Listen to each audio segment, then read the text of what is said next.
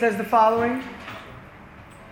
A 65 kilogram bicyclist rides his 8.8 kilogram bicycle with a speed of 14 meters per second.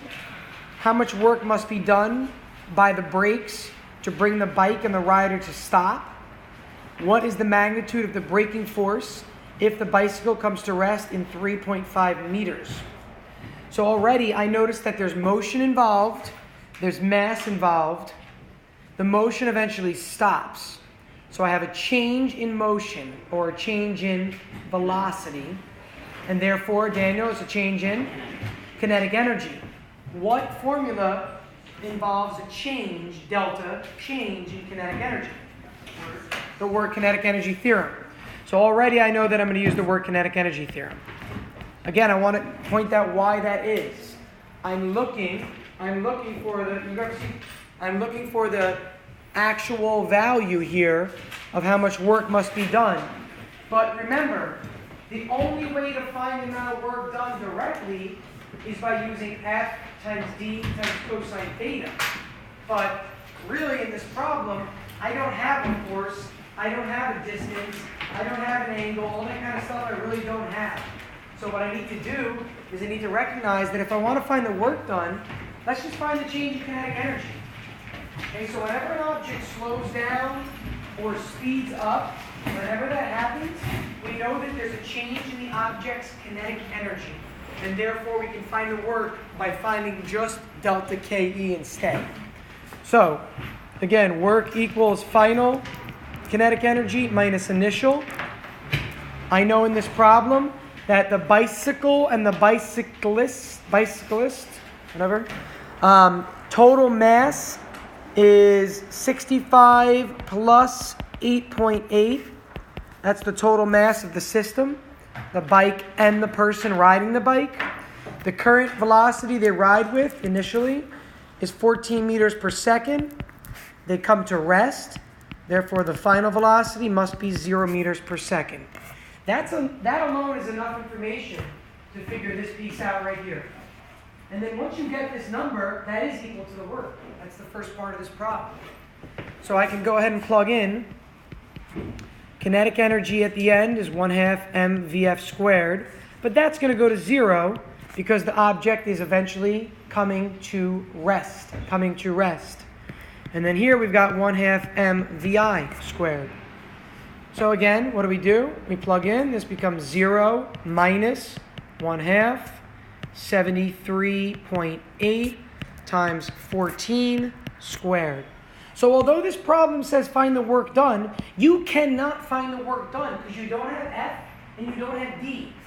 You physically can't in part A. So instead of finding the work done, you find what the equivalent of work done is, which is delta KE from section 6.2, the work kinetic energy theorem. So as a result, we get some value here. Can somebody give me a number just to help facilitate this, Dan? You get 7,232.42. Okay, and it's going to be negative. Yeah, negative. Negative, the work done. And this is the work done by the brakes. The brakes are what are slowing it down, so that's why it's negative. Now, once I have the work done, if I look at part B says, what is the magnitude of the braking force if the bicycle comes to rest in 3.5 meters? So look at the new information on the right side now. We're given now the distance. We're looking for the applied force. We have the work from part A. Michaela, what do you suspect, or what would you say I should do? Divide. What formula should I use? You should use W equals force times distance. Times. The cosine of theta. Good. And then you would, for the cosine of theta, it would be 1. Your distance is 3.5. Cosine of theta, braking force, friction, negative 1. It's cosine of 180, really there, good. And then you would divide 7,232.4 by 3.5. Very good. And technically the negative 1 also, right? Yeah. So my answer for the force is going to be 7232.4 over 3.5. And it says find the magnitude of the braking force. So even if you did think of this, or even if you did rather get a negative answer in this case, the rationale behind that is that we're looking for the magnitude, the amount, right? The value, how strong the braking force physically is. So we are not caring in this problem about the symbol in front of it. We're looking for the absolute value really, because it says magnitude, right? The key word is magnitude for that. So whatever you get, your answer is in newtons. Now, before I ask another question,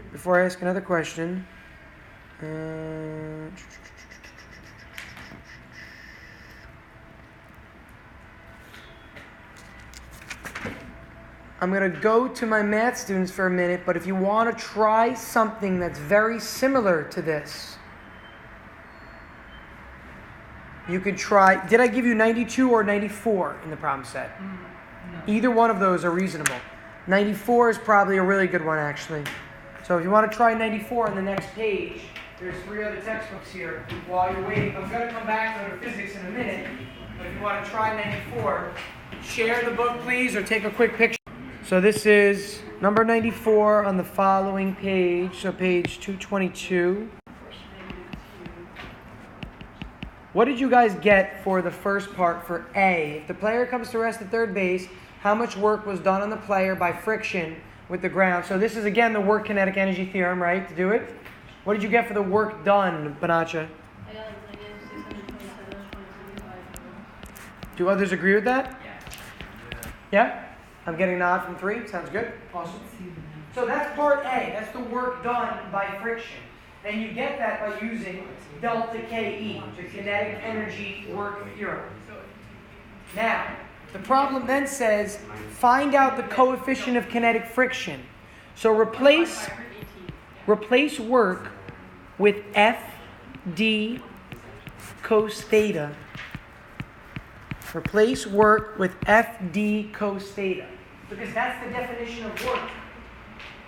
How long, D-wise, distance did the person slide for? 3.4 meters, it says, right? It says the 62 kilogram player begins sliding 3.4 meters from the base. So I know this is 3.4. So I've got that. I know that this is going to be the cosine of 180 because the person is sliding, and while he or she is sliding, friction acts against his or her motion. So my question is, where is mu embedded? Where is the coefficient of friction embedded? Force. Yeah, this is really the force of friction, because this was the work done by friction.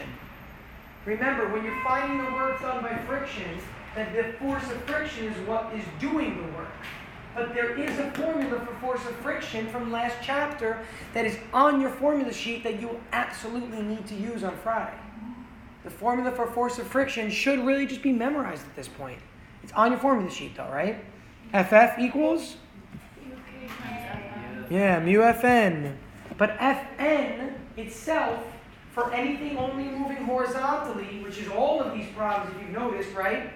All of these problems with the work kinetic energy theorem are only moving horizontally, because if it was moving vertically, what other energy would be involved? Potential. And the work kinetic energy theorem does not involve potential energy. Have you picked up on that by now? Yeah. All work kinetic energy problems involve horizontal motion.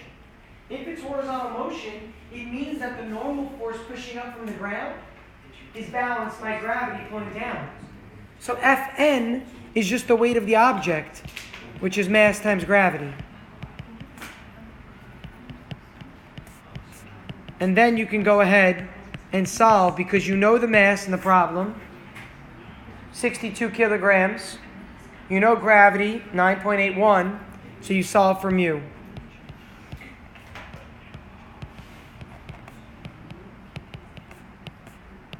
And I'm going to drop my negative signs, because it's on both sides at this point. Okay, so I drop my -1 and I drop the negative over here at the same time. No need to conclude it the whole way down. And then you need to divide 627 by the product of these 3 numbers. If you're going to use your calculator to do this, when you divide by these 3 numbers, you need to put this whole thing in parentheses, because you're dividing by the entire quantity. Also, to do 627, you're going to divide it by this, And then it'll multiply that answer by this and then by this. It's not the right answer. You want 627 over this whole thing. Not give you the new value. So this is not any different. Right here. This is literally what we did in class with the socks example where you slide across the room. It's the exact same example. Except instead of sliding on your socks, now where are you sliding? On your side, right? Is it a softball player or a baseball player? Is that what it is? Is this problem a baseball player, a softball player? Baseball player. Yeah. So a baseball or softball player would be sliding on their side, and the side of their body would be where the friction is involved instead of the friction between your socks and the floor. But this is exactly the same problem.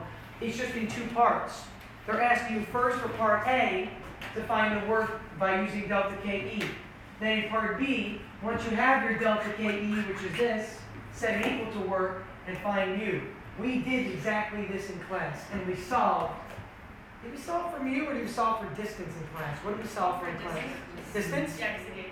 Yeah, it gave mu in class. And for your extra credit, I wanted you guys to measure the distance, and then you'll solve for mu for your extra credit, if you recall. That was the extra credit opportunity. Okay?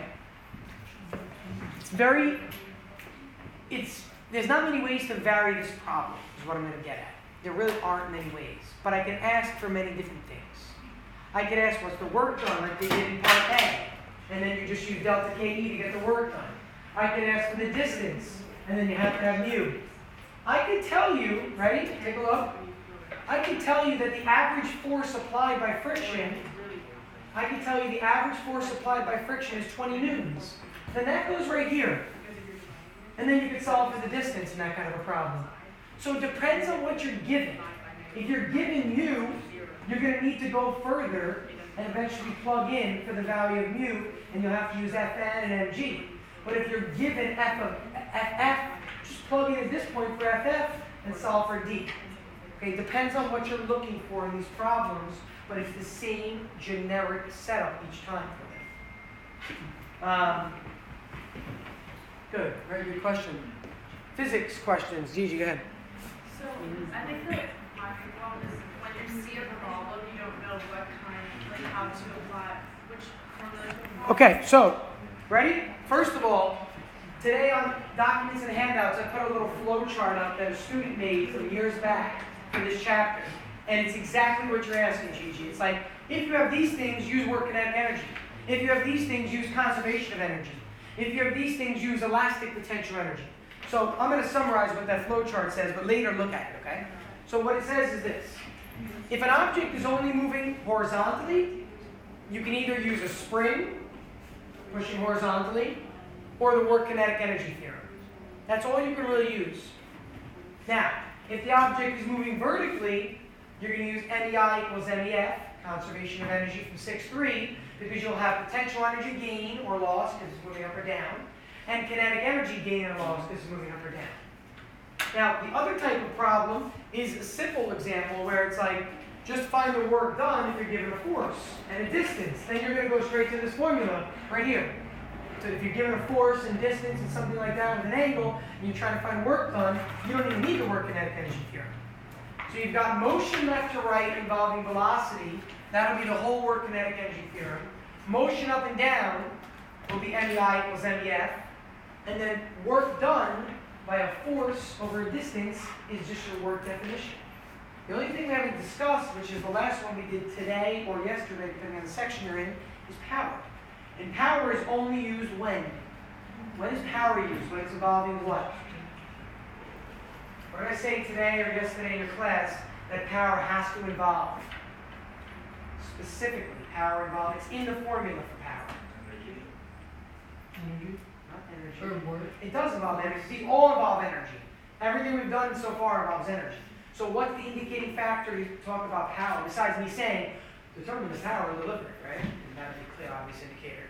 If it's like how much energy is being expended over a certain amount of time. Yeah, that's the key right there. The amount of energy or work done in a given time period.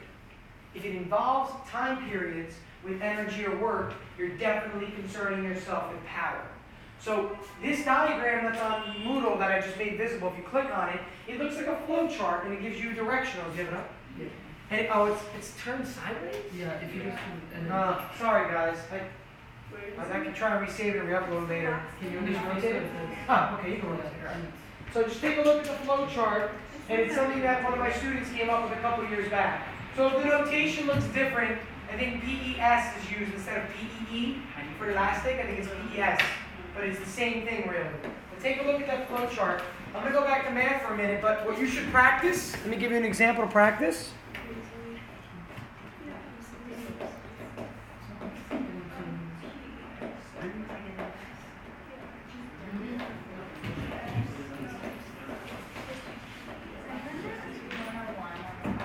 I'm done with some of that. I was last night. I'm in sixth grade and I'm just like, Yeah, I'm quite Wait, bad. can I see yours?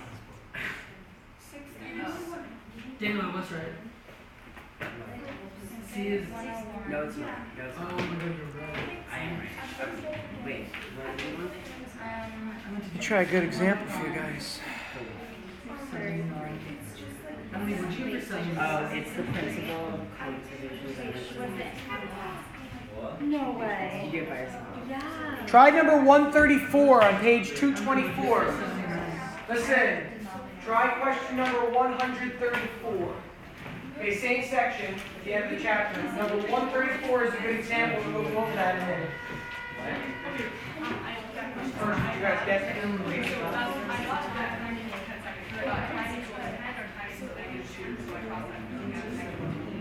Correct.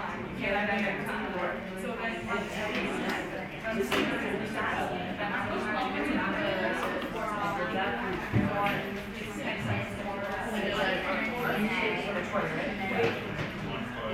That is the time it takes from the start of the process.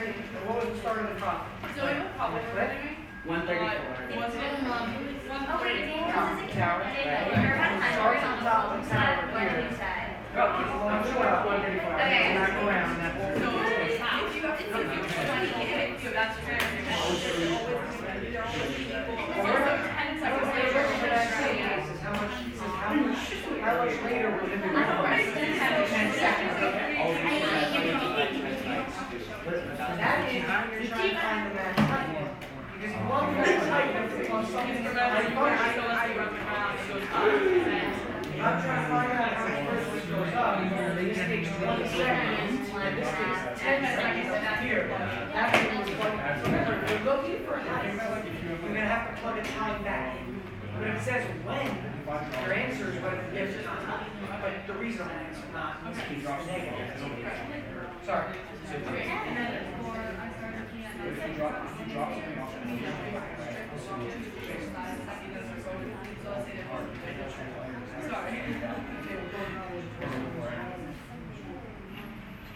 We're doing 134. Wait, just to clear it. Yeah, so what this means is here's your street. You lost 2 meters here, and 2 meters here, and here, and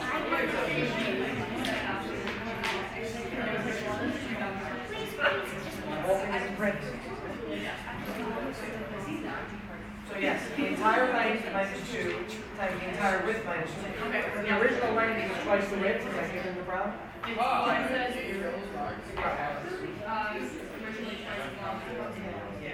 So take a look at 27.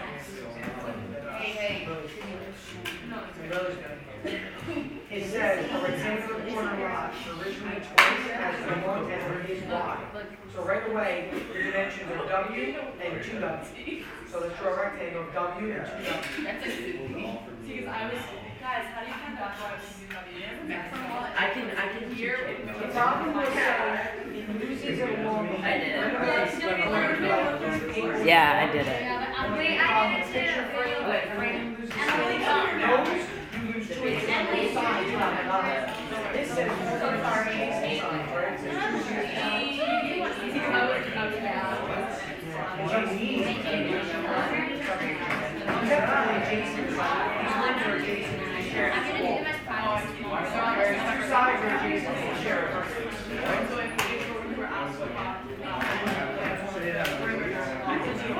There would be all 4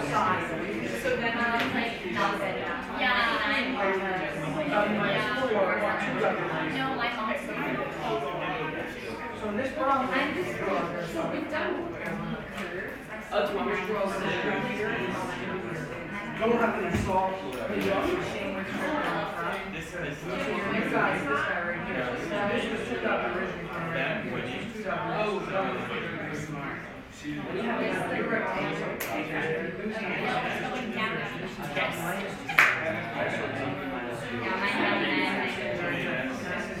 No, I'm not even. She has 100 in. Okay, I'm not. So why did I need? Why did I need? For extra, why did I need?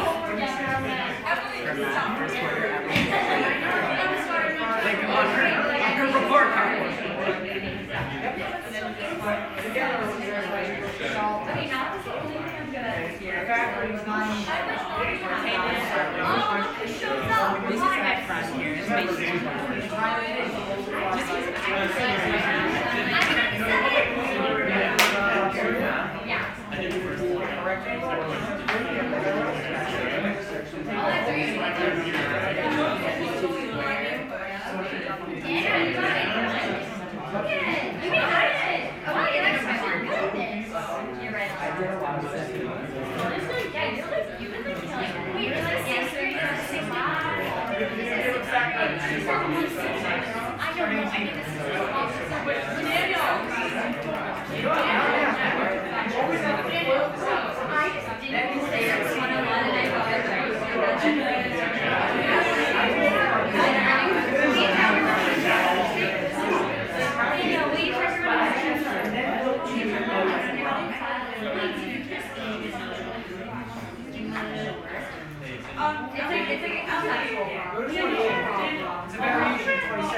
It's a little bit tougher though. All right, let's go over. I'm going to go over 134.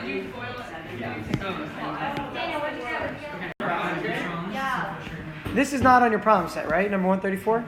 Okay. 100 is C. Okay, good. That's what I got. Yeah, that's not.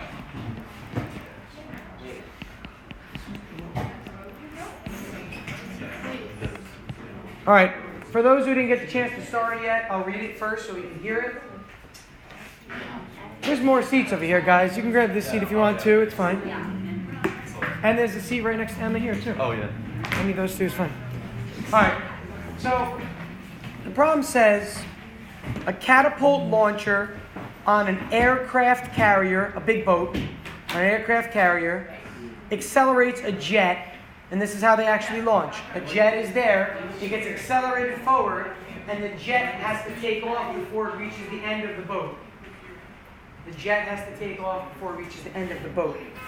Now, we know that it accelerates the jet from rest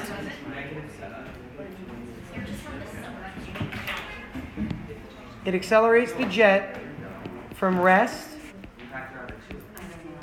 to a velocity of 72 meters per second.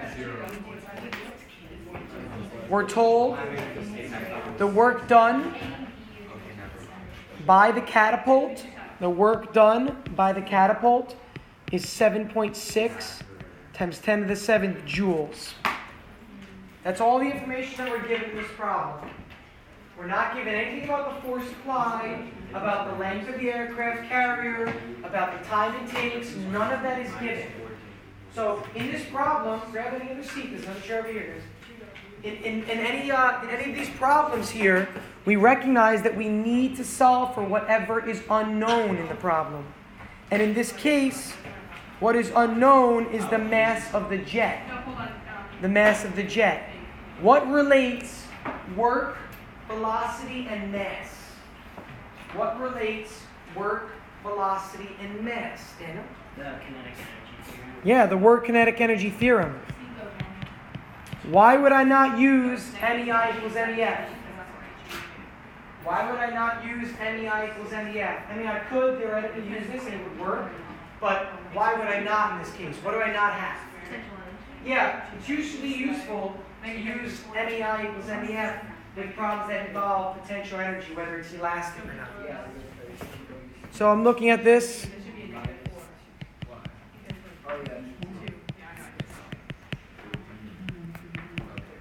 going to drop this off. Notice, in a problem that gives me the work, I'm not going to write FD cosine theta here. Because I have W. It's literally given in the problem. If the force was given, and the distance was given, and the angle theta was given, then I would use FD cosine theta, plug the force in, plug the distance in, plug the angle in. But I'm not giving those values. I'm giving the overall work. So there's no need to use the formula for work here. But if I were given those variables, I would use the formula for work, but I'm not. So instead, I recognize I have three variables. W is known, final velocity is known, and m is my only unknown in this problem. So we can solve this for m either algebraically or numerically. Algebraically, it's pretty easy. We can double both sides, and we get this. We can divide by v squared, and get this. And there's my mass right there.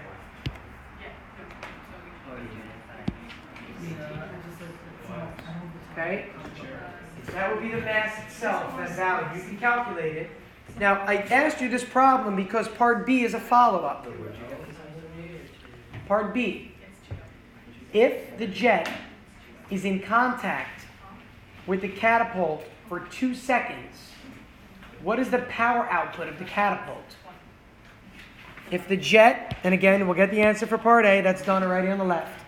If the jet is in contact with the catapult for a time period of 2 seconds, what is the power output in this problem? How do I find power according to what we've done either in today's class or yesterday's class, depending upon the section? How do I find power? What are my possible formulae for this? Michaela? Force times speed. Or. Do I have force and speed? No, sorry. I thought you were just telling me. Oh, yeah, good. That's fine. Yep. So one is force times speed. Yeah, work divided by time, and then energy divided by time. Change in energy over time. Good. Now, based on my problem, thank you for listing them all. Based on my problem, which of these makes sense to utilize?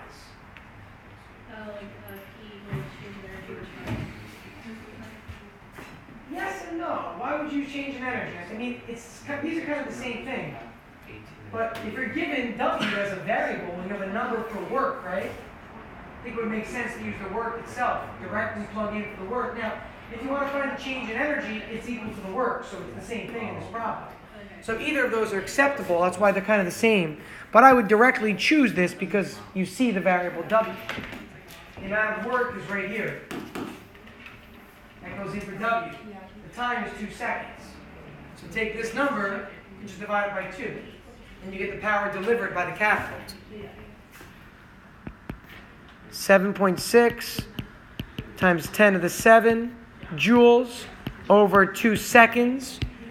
Joules per second are also known as watts.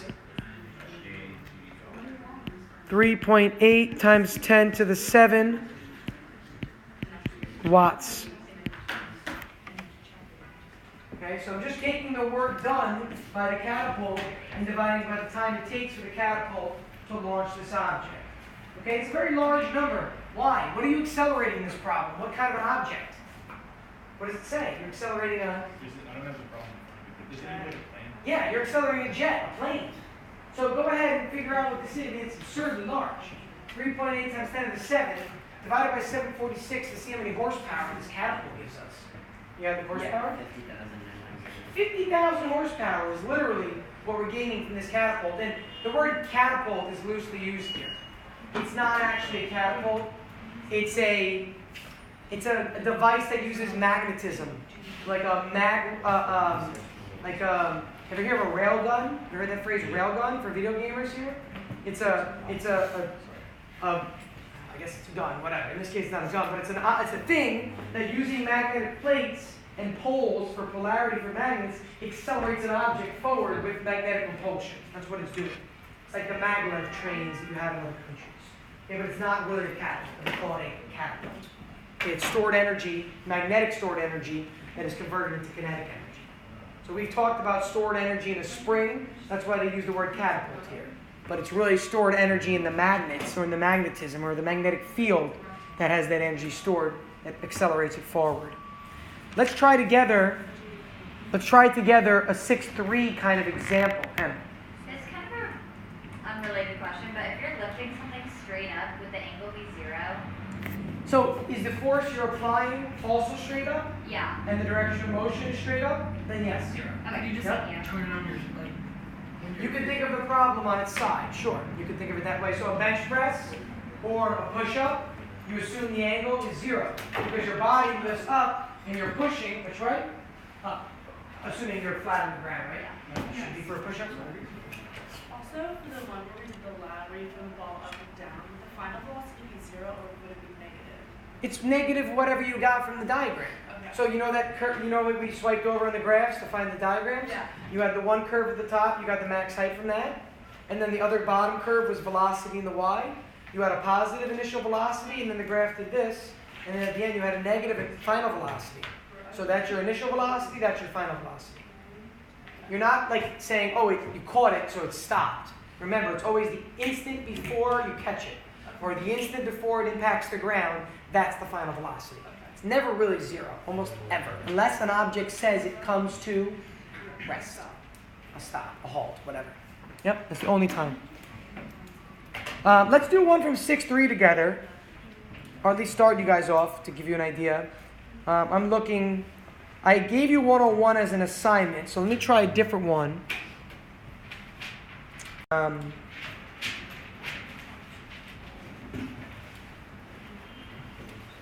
How about, did I give you 103? Yeah. I assigned 103 also? And 101 both? and 101 and 105. And 105. And 97. Okay. So, Two. let me see. I'll go back to the. Which one are you struggling with? 101. 101. Are a lot of people struggling with 101? Okay. Page 222.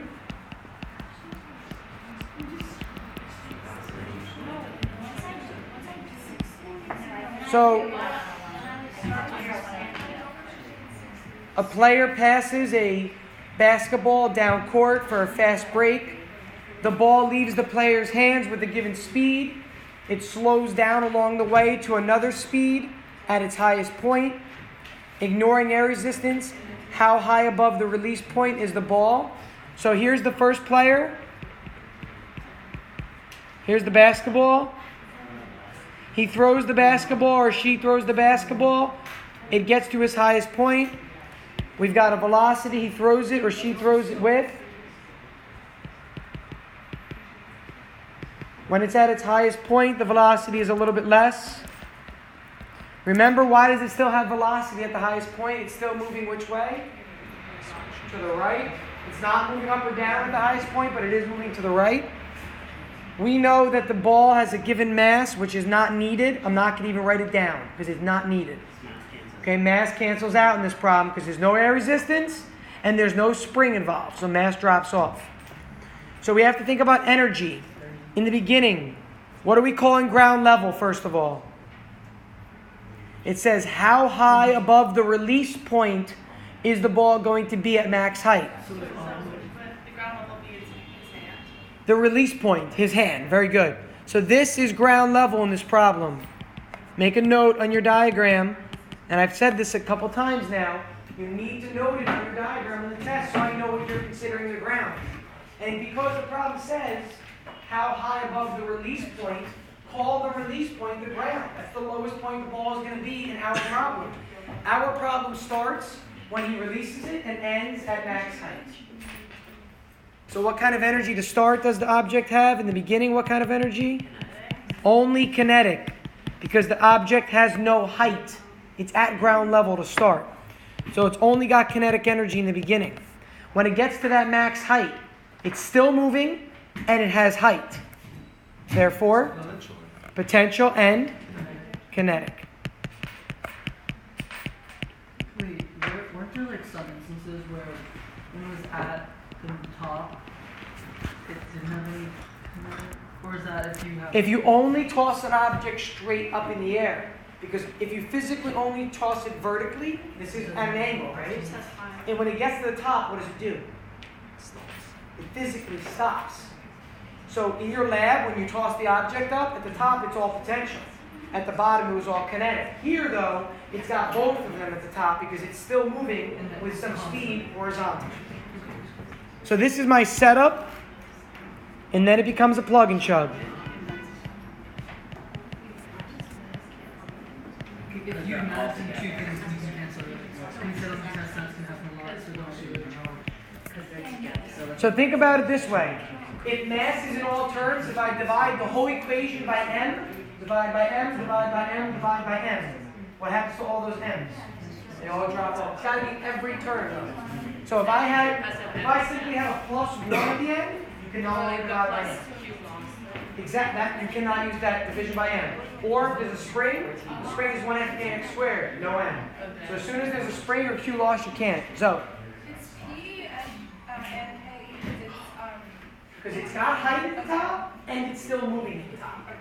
If Zoe, the question earlier asked though, if I toss an object straight up, not at an angle like that, when it gets to the top, it's going to actually stop. So if I toss it upward at the top, it's only got potential. It doesn't have kinetic.